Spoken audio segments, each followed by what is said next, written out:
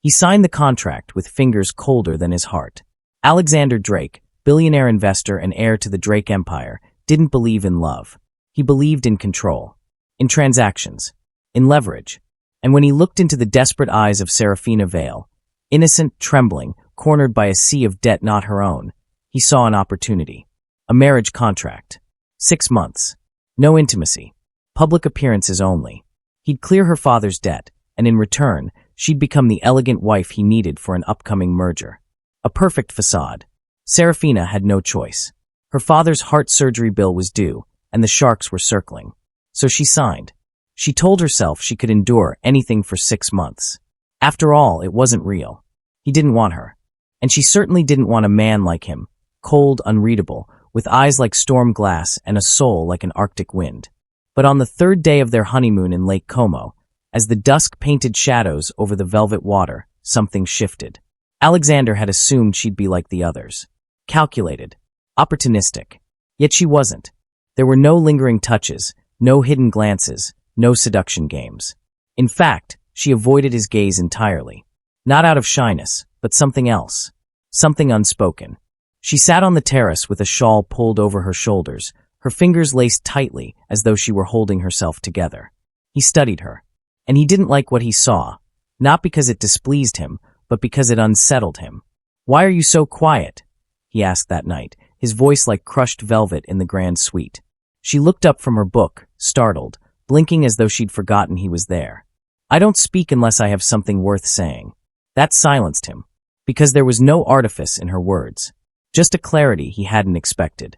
That night, he stood by the window far longer than usual, watching the reflection of moonlight over the lake, wondering what it was about her that twisted so unexpectedly beneath his ribs.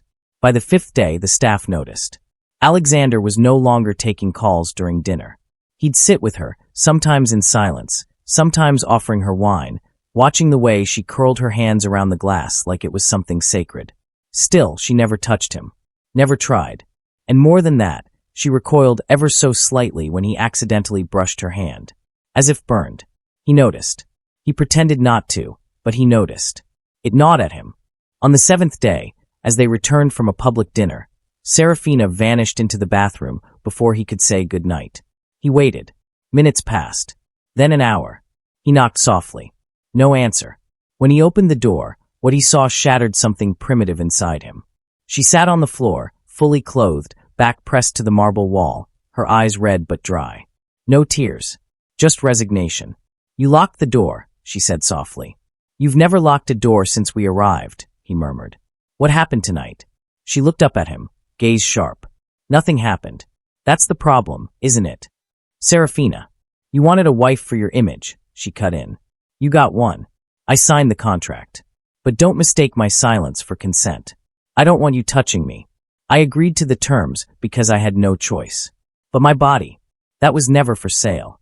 He stared at her, silent still, the weight of her words crashing like thunder through the steel vault of his mind. In his world, everything had a price. Everything could be negotiated. But not this. Not her.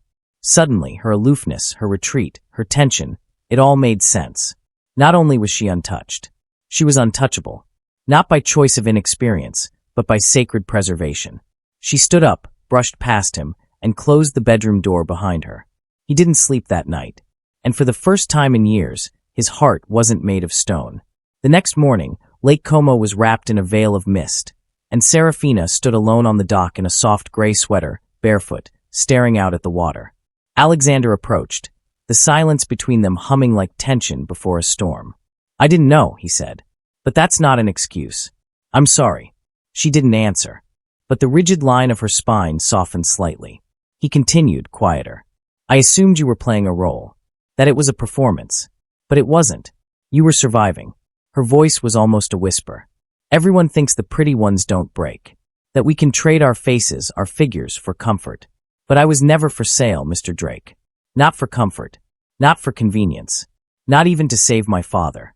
A beat of silence passed, thick with something more than apology. "You can call me Alexander," he said. She turned then slowly, finally facing him. Her eyes, always distant, now carried something sharper. Not anger, but disappointment. And yet, behind it, a flicker of surprise. as though she hadn't expected him to care. The day unfolded quietly. No meetings. No appearances. Alexander canceled his calendar, asked the staff to give them space. By evening, he prepared a small meal himself, imperfect but earnest. He wasn't a man used to serving others. But he was learning that power meant nothing if it couldn't be wielded gently. Serafina sat across from him at the table, watching him more than the food. "You don't do this often," she observed. "I've never done it," he admitted. She blinked. "Why now?" "Because I realized I never asked who you were outside of the contract. And I want to know." That night, she didn't run from him. And he didn't reach for her. They spoke until the early hours, and for the first time, laughter, tentative, brief, but real, broke the air between them. Something had shifted, not in passion, but in trust, and in the world of Alexander Drake, trust was rarer than love. The following morning, sunlight filtered through the silk curtains like golden mist. Alexander was already awake, dressed in a simple white shirt, standing on the balcony with a coffee mug in hand. He looked different, softer, less composed, like the weight he wore so elegantly in boardrooms had been set aside, just for today. Serafina emerged slowly, barefoot again, her hair loose and slightly tousled. Her eyes met his with the same cautious depth, but the silence between them was no longer a wall. It was something waiting to be filled. He gestured toward the chair across from him. She hesitated only briefly before accepting the unspoken invitation.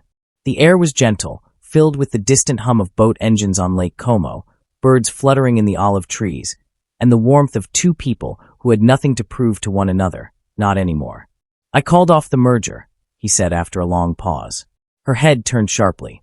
"What?" He didn't look at her. He stared out over the lake, like he couldn't yet face the weight of his own decision. It was never about business. Not really. It was about revenge. Pride. Showing them I was still the heir, still the one in control.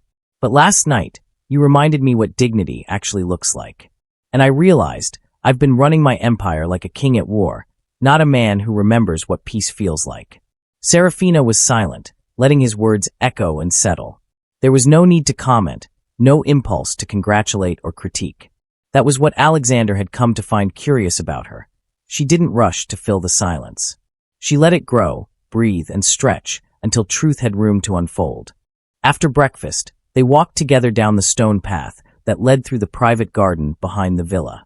Neither of them spoke about contracts or debts or expectations. They spoke of simple things. The way she used to press wildflowers into her books as a girl, the taste of cinnamon in her grandmother's tea, the silence in libraries, and why she loved it more than any sound. Alexander, surprisingly, shared too. The first book that made him cry, though he hadn't told anyone until now. His mother's perfume, and how he could still smell it in the hallways of their abandoned estate. How he used to sketch with charcoal, back when his hands weren't always holding devices and documents. Each shared memory was a stone placed gently between them, building not a wall but a bridge. And as the day wore on, the bridge grew stronger. That evening, a storm rolled in across the lake. Rain lashed against the windows of the villa. Thunder echoed off the mountains in the distance. They sat near the fireplace, the flames dancing low, casting flickers of orange and gold across their faces. Serafina had a book open in her lap, but she wasn't reading. Alexander sat across from her, elbows on his knees, studying the fire like it might offer him an answer he wasn't yet brave enough to ask. "What happens when we return?" she asked quietly. His eyes lifted to hers. "I don't want to return," he said. "Not to that world. Not with you as a stranger walking beside me. I don't want this marriage to be a lie anymore." She swallowed, her breath unsteady. "And what if I can't become what you want me to be?" "I don't want you to become anything. That's the point. I want you exactly as you are." A silence fell, thick and strange. Her fingers closed the book slowly. "Even if I'm not ready? Even if. I never want that kind of closeness." His eyes didn't falter. Even then, something broke inside her, something fragile and half-healed. She stood and walked toward the fire, her face turned away. "Everyone always assumed I was waiting. That one day I'd fall in love, and that would unlock everything. But it's not about love. It's about fear. It's about the way hands have felt before, too heavy, too entitled, too unfamiliar. I don't know how to feel safe in someone else's arms." His voice came low, quiet. "Then I'll never ask to hold you until you feel safe. Even if it takes a lifetime." She turned, and for the first time, her eyes shone. Not with sorrow or wariness, but with the slow dawning light of trust. The storm passed sometime in the night. By morning, the skies had cleared and left the world washed and luminous, as if the lake itself had been reborn. They spent the day in silence, not out of discomfort, but because words were no longer required for everything. Serafina began painting, just lightly, on a small canvas in the sunroom. She had no training, only instinct, and she lost herself in the texture of the brush against linen, the way colors bled into one another like feelings she'd never dared articulate aloud. Alexander didn't interrupt her. He simply watched from the threshold, learning to appreciate the way she created beauty from nothing more than quiet persistence. Each evening, they shared tea by the fire. Sometimes they spoke of philosophy, sometimes of travel, once of pain, once of dreams. But the most important conversation happened without a word, when Serafina reached across the couch one evening and placed her hand in his. He didn't move. He didn't pull. He didn't breathe too loudly. She held his hand the way one might hold a truth, gently, reverently, with the knowledge that it could vanish if clutched too tightly. It wasn't romance. It wasn't seduction. It was trust. And it was enough. The days passed in a rhythm unlike anything Alexander had ever known. He began to sleep without nightmares. He started writing again, small notes at first, then journal entries. He found himself thinking of mornings not as brief stops between business deals, but as beginnings. And all of it, every quiet miracle, bloomed from the way Serafina simply existed without demanding to be anything more than herself. He had spent his life chasing perfection, measuring people by power, seeing love as a liability. But in her silence, he found strength. In her restraint, he found depth. In her distance, he discovered the intimacy he never knew he craved. And yet, she never crossed the line of intimacy they'd agreed upon. Even as her smiles grew warmer and her voice more playful, her body remained an untouchable sanctuary. He didn't test the boundary. He honored it. Not because he was noble, but because she was worth it. On their last night in Como, Alexander arranged something unexpected. A private boat at sunset, just for them, gliding across the golden water like a secret whispered between stars. He didn't tell her why. He just offered her his arm and led her down to the dock with a quiet smile. As they drifted, she leaned against the railing, the wind brushing strands of hair across her cheek. "I used to think love was a transaction," he said suddenly. She glanced at him, surprised. A set of expectations. Give and receive. Earn and reward. But now, I think it's something else. Something more like faith. She said nothing. He continued. Faith that someone will hold your truth the way you hold a candle in the wind. Not trying to change it, not trying to tame it. Just protecting it. Because it matters. When he looked at her again, he didn't expect a response. But she stepped closer. Very close. Her head rested gently on his shoulder. Not seeking anything more. Just existing, beside him, letting her guard fall piece by piece like autumn leaves in slow descent. And in that moment, Alexander Drake, once a cold, calculating man, felt something bloom that had no name. Not desire. Not pride. Not conquest. Just peace. For the first time in his life, he didn't want more. He only wanted this. The flight back from Lake Como was quieter than expected. Not in tension, but in reverence, like the calm after a storm that left everything softer, cleaner, redefined. Serafina gazed out the jet window, her fingers resting lightly on her lap, no longer twisted in the knots of anxiety. And Alexander watched her from across the aisle with a mind that refused to return to the world he once ruled so effortlessly. He had built an empire with iron will and surgical focus, yet none of it had ever felt as real or as fragile as the delicate truth they now carried between them. A truth born not from a contract, but from 1,000 moments of restraint, of listening, of choosing respect over possession. When they landed in New York, the city greeted them with its usual chaos, paparazzi, board members, flashing lights, but something had changed. The way she walked beside him, no longer shrinking, no longer acting, but steady. The way he touched the small of her back, not as a claim, but as a quiet reassurance. They were still a spectacle to the world, but inside that spectacle, something honest had begun to root itself. The headlines didn't know the truth. They didn't see the woman who once cried alone behind a bathroom door, or the man who stood at the edge of the lake wondering how silence could be more powerful than love. All they saw were the optics. Beauty and wealth. Mystery and glamour. But Serafina and Alexander knew what they had returned with. Not a fairy tale, not a happy ending. Something rarer. Realness. Days passed. She returned to her quiet studio in the east wing of their Manhattan penthouse. He returned to his corner office in the sky. But nothing functioned the way it once did. Because now, he found himself hesitating before making decisions that once would have been instant. He asked questions like, "Who will this hurt? And is this necessary?" She too changed. Her voice grew stronger in the presence of his world, her eyes firmer when she stood in rooms filled with old men who used to look through her. And yet, in private, they remained a mystery to each other.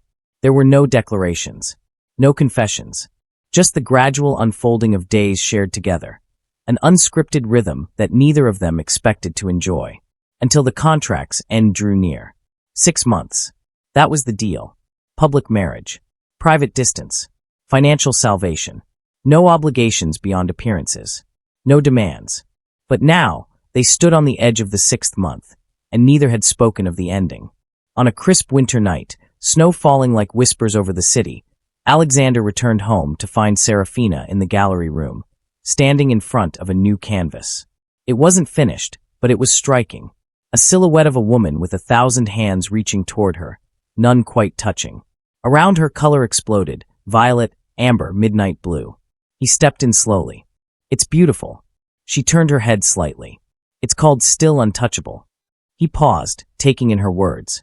"It's how I felt my entire life," she continued, brushing a hand over the dry strokes. "People wanting pieces of me without ever asking what I actually wanted. And then, I met you."